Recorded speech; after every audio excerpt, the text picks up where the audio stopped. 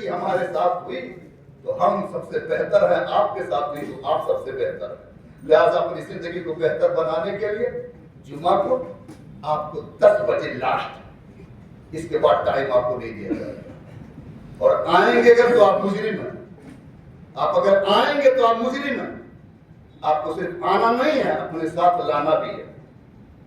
تنہا اگر آپ آئیں گے تو آپ مجرم ہوں گے، اپنے ساتھ لائیے بھی اور لوگوں کو دکھائیے بھی اور بتائیے بھی۔ 1500 سالہ جشن عید میلاد النبی جب اس وقت یہ حال ہے، اس وقت کیا حال رہا ہوگا۔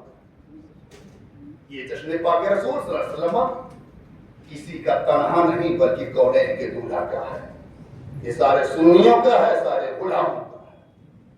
جمعہ کو 10 بجے جلوس آپ کا گشت کرے گا۔ علماء اہل سنت کے علاقائی سطح پر جو میں نے میٹنگ اٹینڈ کروائی، اس میں یہ فیصلہ ہوا کہ غوثیہ کی نماز جمعہ جو 1:30 بجے ہوتی ہے، اس نماز جمعہ کو 2 اور 2:30 کے بیچ میں کر دیا جاوے۔ 2 اور 2:30 کے بیچ میں یہ نماز جمعہ قائم ہوگی۔ اس 10 بجے سے لے کر کے 12، 1 تک، 2 تک جو بھی گشت کا وقت ہوگا وہ گشت میں گزرے گا۔ اس کے بعد نماز جمعہ غوثیہ پہ قائم ہوگی، اور یہی وقت ہے قریب قریب و جوار کے مساجدوں میں بھی قائم کی جائے گی۔ ظہر کا وقت جب تک ہے تب تک جمعہ کا وقت ہے۔ ایک بد مذہب نے میرے ایک بچے سے کہا کہ جمعہ کو پڑھ رہی؟ کہا نماز جمعہ کا پڑھو گے؟ گویا نماز سے کیا مطلب؟ اس بچے نے مجھ سے کہا، تو ہم نے کہا بیٹا بدتمیزوں کے منہ لگا نہیں جاتا، بدتمیزوں کے منہ لگا نہیں جاتا۔ حالانکہ اس آدمی کو، جس آدمی نے پوچھا تھا، وہ جوان تھا، اور میرا بچہ جو دارالعلوم میں پڑھ رہا وہ بچہ ہے۔ وہ پہلی بات تو نااہلی کا ثبوت یہی دیا کہ بچوں سے پوچھتا، اسے چچوں سے پوچھنا چاہیے۔ پھر چچا جواب دیتا کہ ہماری نمازیں تو نے دیکھی ہی کہاں ہیں، ہم نے تو جب کربلا میں سجدہ کر دیا یزیدیت ختم ہو گئی، تو میری نماز دیکھنے کی بات کرتا ہے۔ ہمیں سجدہ کرنے کا اگر موقع تو نے دیا نا تو ہم سجدہ اگر کر دیں گے تو پھر کوئی بھی انسان اپنے بیٹے کا نام یزید نہیں رکھے گا، یہ ہماری طاقت ہے۔ اور تم مجھ سے کہہ رہا کہ سجدہ نماز کیا ہے؟ اور نادان، نماز تو ایمان والوں پر ہے، بے ایمانوں پر نماز کہاں ہے؟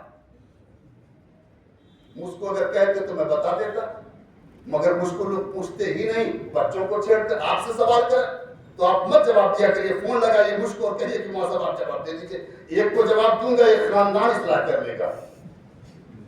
کونین کے دولہا صلی اللہ تعالی علیہ وسلم کی ذات پاک پر یہ میرے دل کے اعلان ہے، اس کو دل کی اتھاہ گہرائیوں میں جگہ رکھیے گا۔ میرے دل کے اعلان ہے، کونین کے دولہا جناب ذات مآب صلی اللہ علیہ وسلم پر کوئی بھی ایکس وائی زیڈ اگر انگلی اٹھائے گا، میری موجودگی میں اس کی انگلی سلامت نہیں رہے گی، چاہے جو ہو۔ حد ہے چاہے وہ گھر کا ہو یا باہر کا۔ میں تنہا پیدا ہوا ہوں، میرا حساب تنہا قبر میں ہوگا۔ میں کونین کے دولہا سے رشتہ توڑ کر کے میں آپ سے رشتہ جوڑ نہیں پاؤں گا۔ یہ میرے نبی کے عشق کی بات ہے۔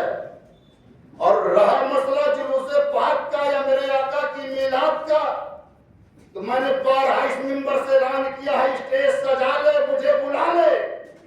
اسٹیج بھی تیرا ہو، جگہ بھی تیری ہو، مجمع بھی تیرا ہو، فقیر وہاں پر ثابت کرنے کے لیے تیار ہے کہ کونین کے دولہا کا جلوس نکالنا بھی جائز ہے، میلاد مصطفیٰ بھی پڑھنا جائز ہے، اپنے گھروں پہ جھنڈا لگانا بھی جائز ہے، اور یا رسول اللہ کا نعرہ لگانا یہ بھی جائز ہے۔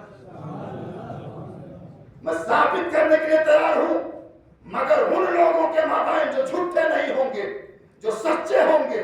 اگر قرآن پڑھا ہے تو قرآن سے ایک دلیل میں آپ کو دے دوں۔ فرماتا ہے خالق